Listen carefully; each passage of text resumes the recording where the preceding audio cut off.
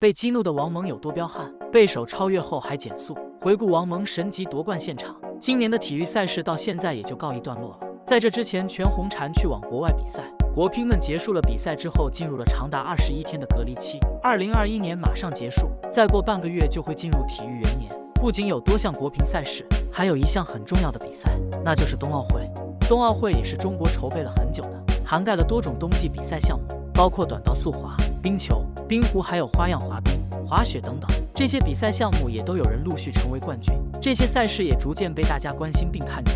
历年来也出现了很多的世界冠军人才，其中武大靖和王蒙是经典。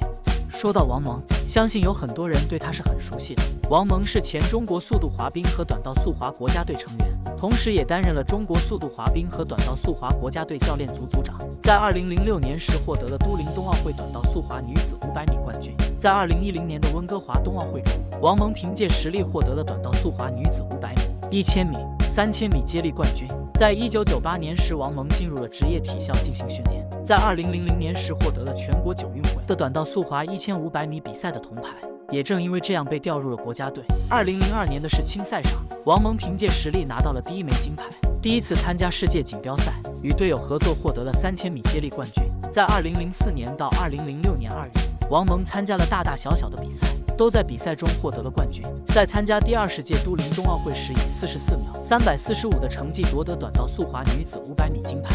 在北京奥运会之后，王蒙正式开启了属于自己的时代。但是在2011年8月4日，王蒙因参与中国短道速滑队内讧事件，被撤销了国家队队员的资格，直到2012年9月才正式被允许复出。退役之后的王蒙没有再参加比赛，但有他的比赛就一定是热血的。王蒙在面对比赛时十分执着与认真，也正是因为这一份认真，才被很多人看好。但在短道速滑的赛场上有很多争议，特别是在有韩国对手在的地方。不仅是王蒙，就连武大靖等人也都曾公开回应短道速滑的赛场很脏，需要国家队队员们更加严肃地对待。而王蒙对待这些不公平的比赛制度时，也曾回应过自己一定要超越对手。事实上，他也没有让自己失望，更没有让观众失望。王蒙热血的比赛场面有很多，但被激怒的比赛却很少。那么被一些企图采用作弊方法的选手激怒后，王蒙的实力会有多彪悍呢？我们一起来看看。在短道速滑队的赛道上，中国的选手曾经被韩国的对手带倒过，不仅仅是其他的中国选手，王蒙也曾经被推过。在2010年的温哥华短道速滑现场中，王蒙就被朴生智推了一下。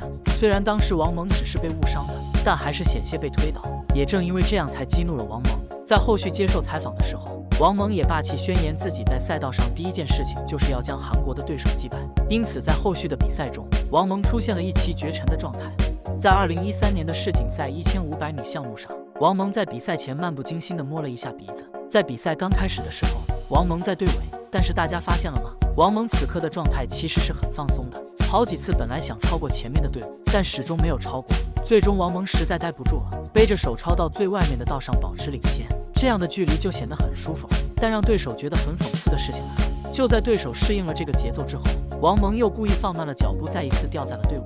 这看上去就像是在讽刺这些对手一样。这时候解说也很会搞对手心态，特意说了一句不着急，还有6圈，慢慢来。很明显十分相信王蒙能在这次比赛中超过他们。